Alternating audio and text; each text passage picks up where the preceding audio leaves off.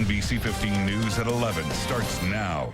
Now at 11, good news. All miners stuck in an elevator 900 feet underground in New York are rescued. Plus, leaders from around the world react to North Korea's claims it tested a hydrogen bomb. And you're not out just yet. No winner in last night's Powerball, and now it's expected to grow to historic numbers for Saturday's drawing. But first, we're following breaking news at 11. Dane County Dispatch confirms a head-on crash near Cross Plains. Well, they tell us the call came in around 9:45 this morning from the intersection of Highway 14 and Stagecoach Road. There's the area there on your screen. They tell us an ambulance and sheriff's deputies were sent to the scene. All lanes of Highway 14 are closed due to that crash and are expected to remain closed for the next couple of hours. No word yet on the severity of any injuries. We do have a crew on the way, and we'll bring you the latest information as soon as it becomes available. Now to our big story at 11. 17 salt miners in New York were rescued this morning after being stuck for several hours. Yeah, they had been stuck 900 feet below ground. NBC's Alex Rusilla reports.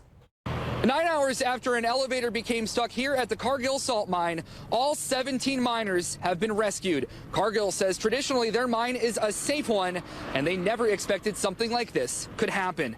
Cargill believes one of the steel vertical beams became loose under the elevator, causing it to become stuck. However, it says the elevator is still down in the shaft and needs to be freed before they know specifically why. A basket was lowered by crane. One person went down in the basket to put safety harnesses on the miners before all being lifted to safety. There are no injuries. The mine manager says the 17 men are just cold after being stuck 900 feet underground. They huddled together. They did what they could do to keep each other warm and keep each other's spirits up, and they persevered the best way that they could and prioritized who should come out first themselves. And it was just, again, it's very impressive to see how well they managed the situation, to be honest with you. The first 4 miners rescued waited nearly 2 hours until the last 2 miners made their way to safety. Cargill also says all 17 men have since been reunited safely with their families. For now, we're reporting in Lansing. I'm Alex Rusilla, NBC News.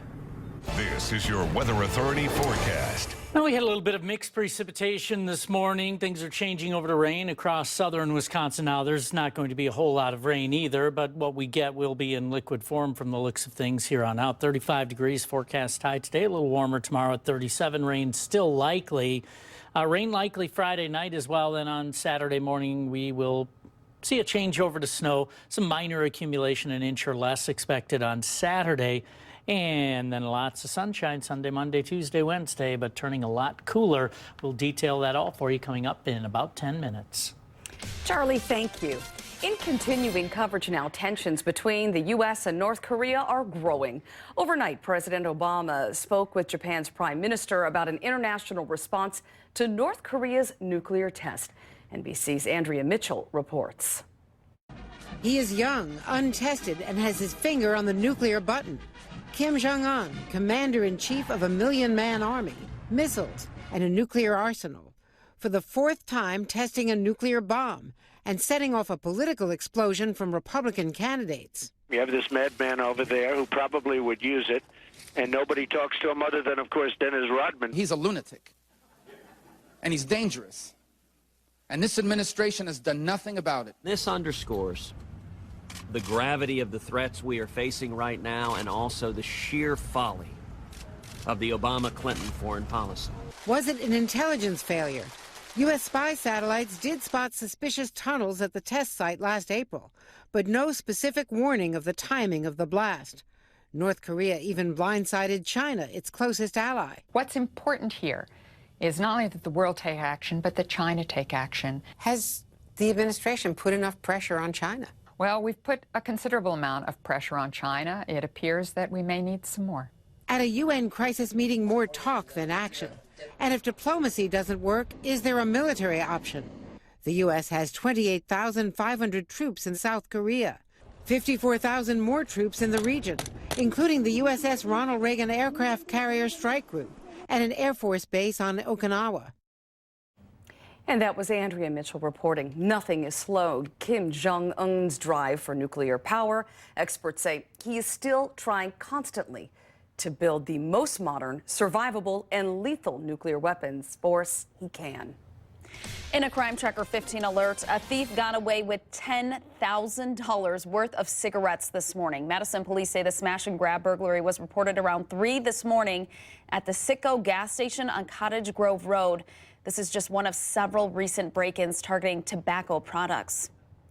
Happening today, a public hearing is underway on a bill that would increase the penalties for repeat drunken driving in the state. The bill would strip repeat drunken drivers of their licenses for at least 10 years. The DOT would be required to permanently revoke the license of anyone caught driving drunk for a 5th or subsequent offense. Television maker LG unveiled a high-definition TV. Hold on now. You can roll up like a newspaper. The 18-inch display is just one of the concept designs LG is unveiling in Las Vegas at a tech expo. Now, none of these TVs will be sold this year, and it's possible they may never be sold. Like automakers' so-called concept cars, LG TVs are just meant to show off what's possible. The Consumer Electronics Show, by the way, runs through Saturday. Well, it is still about 6 months away, but country superstar Luke Bryan will be one of the headliners at this year's Summerfest. He'll take the stage Thursday, July 7th, with special guest Frankie Ballard. Tickets for that show go on sale next Friday, January 15th at 10 in the morning. Summerfest 2016 kicks off June 29th. I saw him there a few years ago. He was very good. If you bought a ticket for last night's Powerball drawing, you did not win, but you could the next time around. There were no matching tickets for the Powerball prize worth an estimated $500 million. Last night's winning numbers were 47, 02, 63, 62, and 11. And the all-important Powerball number was 17. The next drawing will be Saturday with an estimated jackpot of $675 million. That would make it the largest jackpot of any lottery game in U.S. history. Yes, please. Yeah, seriously. I can think about 675 million things I could do with that money. I would sleep in a whole lot more than Oh, I you do think? right now.